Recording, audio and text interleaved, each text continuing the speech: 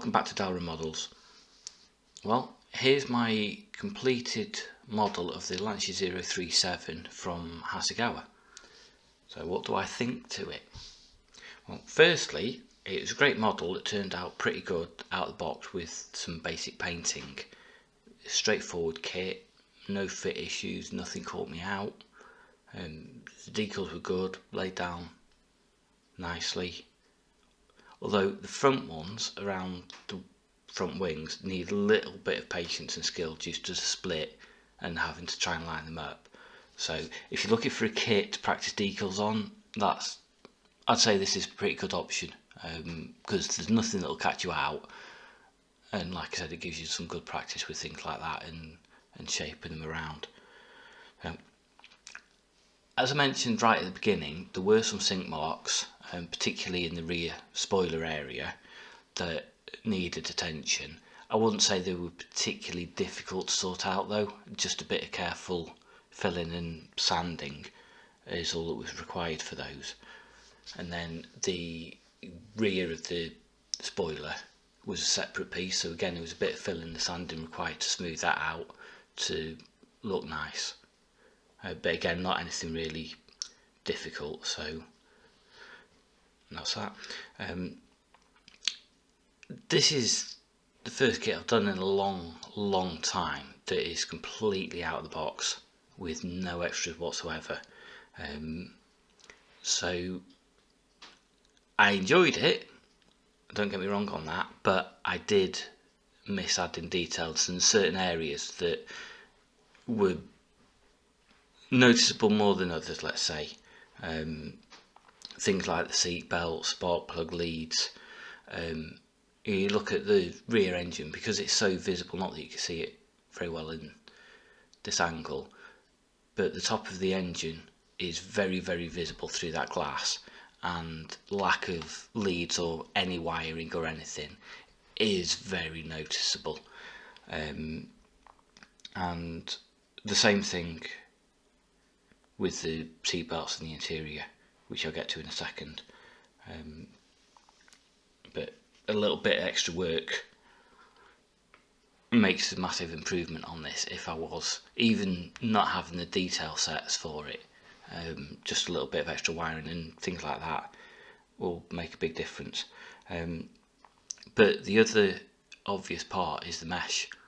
As you come around the front here, and there's the big two black areas at the bottom that are mesh. You've got the vents at the top of the bonnet that are mesh, and then round the back of it you've got where that Pirelli logo is another mesh. They're very big prominent parts of the car, and same with those intakes on the side. Having those out of photo etch so that you've actually got holes that you can see through will make a huge difference. So I would have got the set just to have those as mesh, because it'll make so much difference. Like I say, you can't, there's no alternative to it. As you can see, I've put a wash in the areas where I can, and like on here I've broken the decal up to try and make it appear from a distance, but that's all it is. When you get up close, it's still obvious that it's plastic, and I don't think it does the car justice. One option I did think of, particularly on that back one, was drilling it out, but I don't think that would have really turned out very well. I think I would have made more mess, potentially damaged it, and I don't think it would have looked very good. So I decided, after trying it on some scrap, that it wasn't going to work for me. So I lived with it. So I don't think it looks too bad, but there's always room for improvement. And Hasegawa themselves have done a really good job in trying to replicate those areas as best they can in plastic, and I can't fault them for that and for what they've done with this kit. I think it was a brilliant kit as it is.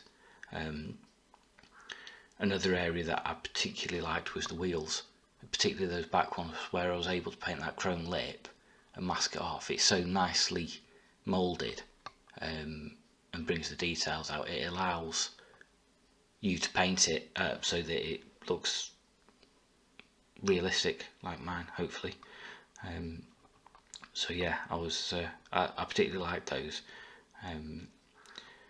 And the other thing that I was going to mention was the mud flaps at the rear are a rubbery type material, not plastic. So I don't know whether it shows very well, but you can manipulate them a bit and shape them so you can start rolling them up. So some of the photos I saw, they were actually fully rolled up on the real one, and this gives you the option that you could do that if you chose to actually roll them up and represent the car like that.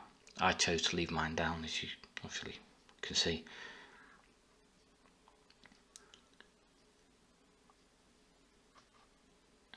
But saying all of that as to how nice the kit is, it still needs the photo etch, it still needs the detail set, if only for the mesh. But your seat belts, the amount of dark in the interior, as you look round and you see those seat belts come into view, it draws the eye, it draws attention to it. So having those as decals, I don't think does it justice. They needed to be photo etch buckles with ribbon. But again, because I was doing this as part of a group build, I had to stick to the rules, especially as I'm one of the admins. I had to stick to the rules, I couldn't deviate from it. So that I've got what I've got. But I do think they draw the eye and would really benefit from it. And the same with the dash. If you remember, or if you've watched my Celica video and the work that went into the dash compared to what the kit decal is like, I'm never a fan of trying to represent 3D or three-dimensional areas with a decal. It just doesn't work, and the dash on this is another one of those areas. It needed photo etch or something to enhance it, bring it to life, give it a bit of shape and realism. Even just adding a few toggle switches here or there would have made a difference. So that's my views, that's my thoughts on it. As I said, I enjoyed the build, it was fun, didn't give me any problems. I'd love to do another one with a detail set, of course. So watch this space, it may well happen at some point. As always, completed photos will be up on my Facebook and Instagram pages soon. So that's it for this video. Thank you for watching. I hope you enjoyed it, and I shall see you next time.